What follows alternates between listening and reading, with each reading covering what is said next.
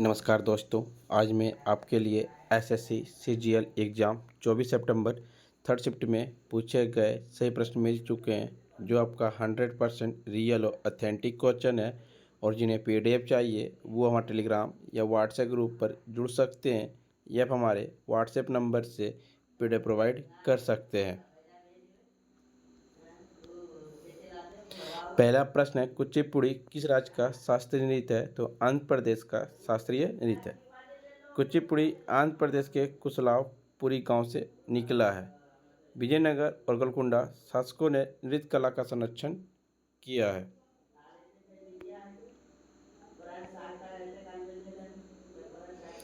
प्रसिद्ध नृत्य तरंगम जाननर्तकी अपने पैरों के साथ पीतल की थाली और सिर पर पानी के बर्तन के साथ प्रदर्शन करती है। धर्मनिरपेक्ष विषयों पर भागवत पुराणिक कहानियाँ, लास्यम, नरम तत्व और तांडव कुचिपुड़ी नृत्य में महत्वपूर्ण है। भारत में 8 शास्त्रीय नृत्य हैं: भरतनाट्यम, कथक, कुचिपुड़ी, ओडिसी, कथकली, सतरिया, मणिपुरी और मोहिनीअट्टम है। वन एमोंग यू पुस्तक किसने लिखा है? तो M.K. स्टालिन लिखे हैं। IPL 2023 का फाइनल मैच किस स्टेडियम में हुआ? तो नरेंद्र मोदी स्टेडियम में हुआ। इंडियन प्रीमियर लीग IPL 2023 भारतीय क्रिकेट कंट्रोल बोर्ड द्वारा स्थापित पेशेवर T20 क्रिकेट लीग का 16वां संस्करण था। विजेता था आपका CSK चेन्नई सुपर किंग विजेता रहा था। 2024 का विजेता आपका KKR कोलकाता नाइट राइडर्स रहा। 2023 में ऑरेंज कैप के विजेता शुभम गिल है और मोहम्मद शमी पर्पल कैप के विजेता है। IPL 2024 का फाइनल मैच चेन्नई के चिदम्बरम स्टेडियम में खेला गया था। चोरा चोरी घटना के बाद कौन सा अधिवेशन बंद किया गया? तो गांधी जी द्वारा असहयोग आंदोलन सितंबर 1920 से फरवरी 1922 तक किया गया था, इसे बंद कर दिया गया। 1919 में अमृतसर जालियांवाला बाग नरसंहार असहयोग आंदोलन की शुरुआत का एक प्रमुख कारण था। चोरा चोरी की घटना गोरखपुर जिले के चोरा चोरी 4 फरवरी 1922 को हुई थी, जब असहयोग आंदोलन में भाग लेने वाले प्रदर्शनकारियों का एक बड़ा समूह पुलिस के साथ भिड़ गया, जिसने गोलियां चलाई और 22 पुलिसकर्मी की मृत्यु हो गई थी।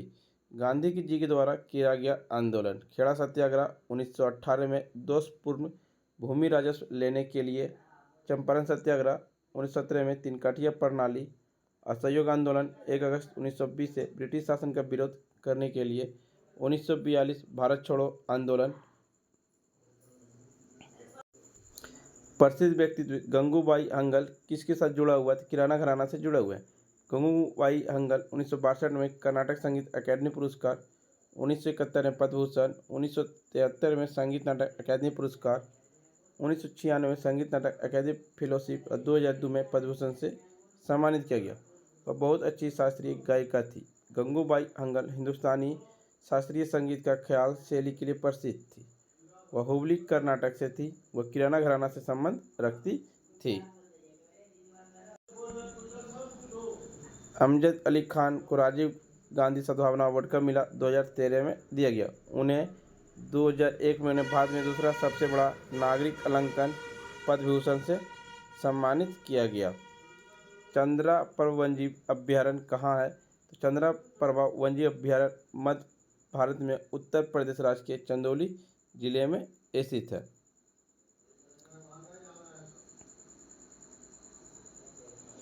किस वर्ष हिंदू विधवा पुनर्विवाह अधिनियम पारित किया गया था?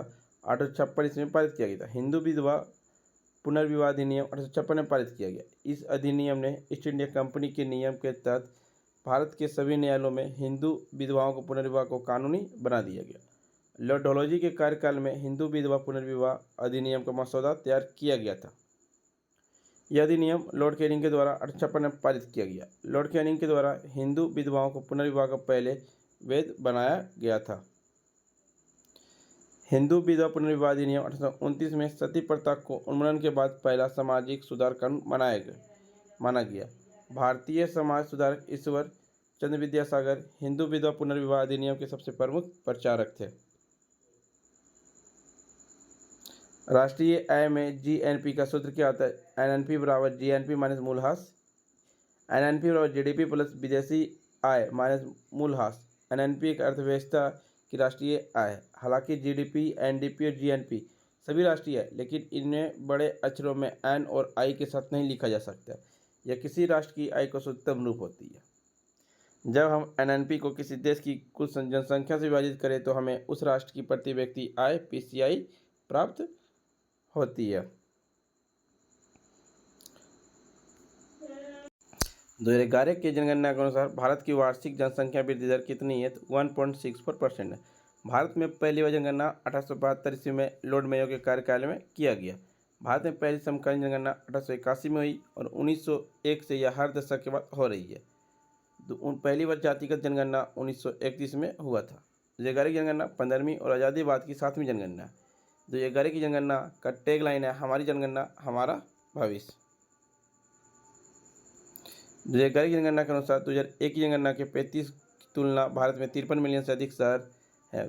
भारत की 15वीं जनगणना 2011 में हुई थी। भारत की कुल आबादी 121 करोड़ है। लिंगानुपात 1000 पुरुषों पर 943 महिला है। घनत्व 382 व्यक्ति पर किलोमीटर है। शिशु मृत्यु दर 2006 में 57 प्रति 1000 जीवित जन्म पर। मृत्यु दर 407 प्रति लाख जीवित जन्म पर था। देश की साक्षरता दर 74.04%। उच्चतम साक्षरता दर केरल। सबसे कम साक्षरता दर बिहार 61.80%। उच्चतम महिला साक्षरता दर 92.1%। सबसे कम महिला साक्षरता दर 51.5%। सर्वाधिक जनसंख्या उत्तर प्रदेश। सबसे कम जनसंख्या वाला सिक्किम। सबसे अधिक घनत्व वाला राज्य बिहार। सबसे कम घनत्व वाला अरुणाचल प्रदेश। उच्चतम लिंगानुपात 1084 हरियाणा। सबसे कम लिंगानुपात हरियाणा 879। सबसे अधिक लिंगानुपात केरल है 1084। और सबसे कम लिंगानुपात हरियाणा 879। जन्म के समय जीवन प्रत्याशा 63.5 वर्ष, पुरुष 62.6 वर्ष, महिला 64.2 वर्ष। जनसंख्या में दशकीय वृद्धि दर 17.7%। सबसे ज़्यादा अनुसूचित जाति आबादी उत्तर प्रदेश। सबसे कम अनुसूचित जाति की आबादी नागालैंड। सबसे ज़्यादा अनुसूचित जनजाति आबादी मध्य प्रदेश। सबसे कम अनुसूचित जनजाति आबादी पंजाब। फ्रेंड्स, वीडियो पसंद आ रही तो लाइक, शेयर, सब्सक्राइब जरूर करें। स्विस ओपन बैडमिंटन 2022 की विजेता कौन है? पीवी सिंधु। पीवी सिंधु ने बुसनान ओंग बामरुंग फान को हराकर जीता वुमेन सिंगल खिताब। पीवी सिंधु फाइनल में थाईलैंड के बुसान ओंग बामरुंग फान को हराकर वुमेन सिंगल खिताब अपने नाम किया। सिंधु 2022 में 3 खिताब जीते: स्विस ओपन, सैयद मोहम्मदी इंडिया इंटरनेशनल और सिंगापुर ओपन। आई गोट इंटीग्रेटेड गवर्नमेंट ऑनलाइन ट्रेनिंग किससे संबंधित है? IGOT कोविड-19 से जुड़ा एक परीक्षण कार्यक्रम है। इंटीग्रेटेड गवर्नमेंट ऑनलाइन ट्रेनिंग एक ऑनलाइन लर्निंग प्लेटफॉर्म है जिसे कार्मिक एवं परीक्षण विभाग द्वारा अग्रिमी पंक्ति के सभी कार्यकर्ताओं के परीक्षण के लिए लॉन्च किया गया। उदारीकरण किस उद्योग नीति में पेश किया गया? 1991 में। उसमें भारत के प्रधानमंत्री थे नरसिम्हा राव और वित्त मंत्री थे आपका डॉक्टर मनमोहन सिंह। 1991 में भारत में भुगतान संतुलन संकट था, जिसके कारण इसने IMF से कुछ शर्तों पर ऋण लिया, जिसने भारत में आर्थिक सुधार हुए। इसने भारत में उदारीकरण, निजीकरण, वैश्वीकरण का मार्ग प्रशस्त किया। उदारीकरण या अर्थव्यवस्था सरकार के हिस्से और नियंत्रण को काम करने के लिए खड़ा और इंस्पेक्टर राज्य को समाप्त करे। इसे निजी संस्थाओं के लिए खोल दिया गया। इसे लाइसेंस नीति आदि को ढीला कर दिया गया है। निजीकरण या उदारीकरण का परिणाम है जिसके तहत बाजार में विदेशी प्रत्यक्ष निवेश निजी कंपनियों में प्रवेश किया, जिससे प्रतिस्पर्धा बढ़ गई। इस कारण अंतर उत्पादन गुणवत्ता में वृद्धि हुई और मुद्रास्फीति भी कमी आई। वैश्वीकरण FDI शाखा के रूप में दुनिया के अन्य हिस्सों में भारत औद्योगिक और कौशल आया और निर्यात में भारतीय सामानों को विदेश तक पहुंचाना संभव नहीं। केवल निजीकरण परिणाम का स्वरूप है। भारतीय संविधान के किस अनुच्छेद के तहत? भारतीय संविधान में अनुच्छेद 79 से 122 तक किससे संबंधित? ये संसद से संबंधित है। संसद की चर्चा अनुच्छेद 79 में, लोकसभा की चर्चा अनुच्छेद 81 में, राज्यसभा की चर्चा अनुच्छेद 80 में। 5 सितंबर को शिक्षक दिवस के किसके जन्म पर मनाते हैं? डॉक्टर सर्वपल्ली राधाकृष्णन के जन्म पर मनाते हैं। हर वर्ष 5 सितंबर को शिक्षक दिवस मनाया जाता है। विश्व स्तर पर शिक्षक दिवस 5 अक्टूबर को मनाया जाता है। भारत में इसे 1962 से 5 सितंबर को मनाते हैं। यह भारत के पूर्व राष्ट्रपति डॉक्टर सर्वपल्ली राधाकृष्णन के जन्मदिन पर मनाते हैं। डॉक्टर राधाकृष्णन एक प्रतिष्ठित शिक्षावादी थे। उन्होंने the philosophy of Rabindranath Tagore लिखी है, जो 1917 में उनकी पहली पुस्तक थी, जिसने भारतीय दर्शन को विश्व मानचित्र पर रखा था।